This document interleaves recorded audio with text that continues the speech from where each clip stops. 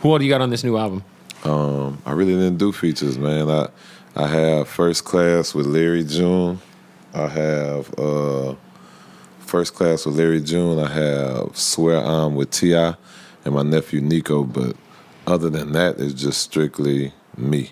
Man, I hate to do this because my daughter calling. Yeah. Do you think, man? Hey, Truth, I'm doing an interview right now. What's wrong, baby? Okay, as soon as I get done, I'm going to come get you, okay? You hear me? All right, love you. I know you got. Is that your daughter that lives out here? Yeah. She just moved. She in Vegas now, but yeah. She's saving tax money. You don't she here. Actually, she here now. I just flew her here because I was gonna say you don't have to worry about that in Texas, though. Yeah. No state. You know, she a Texas baby. She was born now. T.I., you said Larry June. T.I., yeah, my nephew Nico. Other than that, it's strictly me. I wanted this tape. This tape is just kind of like the re-intro to me because you got to realize for years I ain't really been able to just put out consistent music or an album because you may have somebody getting killed by police or you may have a natural disaster, and when it come to that, I'm focused on the people. You know what I'm saying? Sure, so I wasn't able. So this is the first one to kind of get me back in the okay. He's still on it. You know what I'm saying? Because now when I'm moving around, I got so many relationships. People overly excited. You know what I'm saying? And also a lot of people are. There's a whole new wave of people who don't really associate you with being a rapper. Right. They look at you as a businessman. They look at you as somebody who gives back, who's helping people during the hurricane, somebody who's, just tied in so many different ways culturally that it's like, hey, also I do this at a high level. Right. So now this album, I wanted it to be just more me, just a good vibe, nothing crazy, just straight good vibe music that people can relate to from all walks of life, all genres, all age brackets, and after that, then I'm gonna come in and start putting pressure on them. I want to know how, because right now 2 of the most hottest rappers, period, are from your region, D-Baby and That Mexican OT. Yeah, both of them doing their thing. Both of them are doing their thing. I was going to say, how much are you kind of paying attention to what they're doing? Because, man, OT just sold out a show in L.A. He just finished his first headliner tour, and yeah. These guys are doing some big things. I'm definitely familiar with them, man. I always embrace people early before the stuff start really jumping off. So it was always love, man. And I'm one of the people, man, I salute, congratulate, just really I stand behind just our city anyway. Right. Especially, I love watching some of the younger generation go to do their thing, you know what I'm saying, and have their shot. Because everybody had their shot. There's no point of watching certain people hog it. Let it blossom for the next. So it's them, I'm going to be introducing the world to the Rejects, which is a bunch of street cats from the city that have their own fan base that make authentic music that I feel need to be showed to the world and displayed. So the Rejects coming. And of course, that's me. You have Big Tony, Cal Wayne, Ski Taste, Jack Boy, 30 Ways, Loretta Savage, Millie Bucks, Fast Money.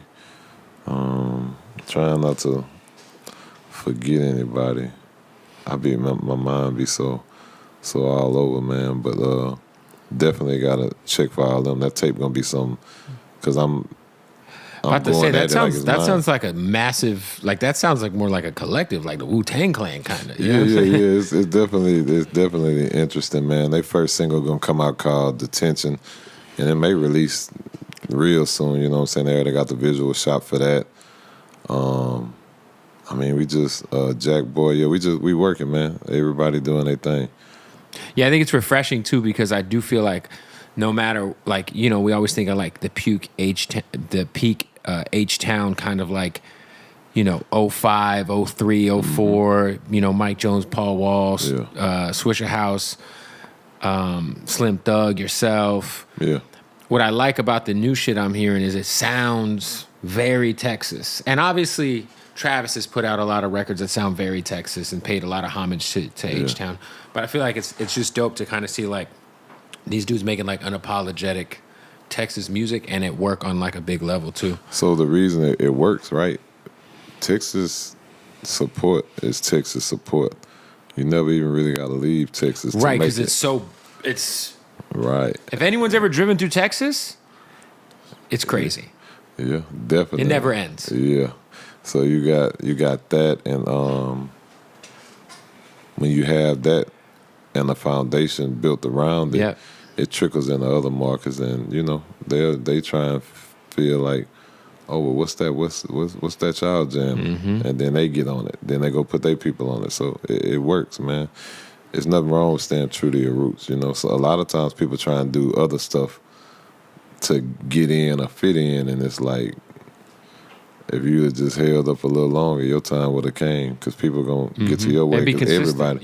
everybody have their wave. It never fails. Think about it. Every market have their time. I look at a guy like, even like, shout out to like a guy like Peso and those guys like Sauce Waka. I feel like his wave is like finally kind of connecting on like a really big level, and he's been kind of independently like handling business for so long, and it feels like he had the BET thing last year, like, and it's like like finally there's like a national spotlight on what he's been doing for so long. So I feel like Texas, H-Town in general, even Dallas is going crazy. Big X the Plug is incredible. So it's just dope to see Texas have like another just new wave. It's naturally, man, from Houston to Dallas, it's just naturally hustlers, you know. We definitely had a hustler's mentality. We come from where we used to slang stuff out the trunk on the regular, and also with the hustler mentality is we're not necessarily taking no for an answer. We're going to find a way to get in and fit in however we can. And when I say we, I'm speaking just for the Texas culture in general. For sure. So, when you stay consistent and you do things like that, it's definitely going to hit people's radars. And then when they hit their radars, you take it and you magnify it and grow it and blow it up. I always wondered, you've done so much for your city. I feel like when people think of your city, you're synonymous with it at this point. You're a community leader at this point. Did you ever get unbanned from the box in Houston? So it's crazy you say in Houston, bro. I've been banned. I was never just banned in Houston. It was Radio 1. Yeah, worldwide, still that way. So Radio 1, the company, they're still the Trae the Truth band. Yeah. Wow.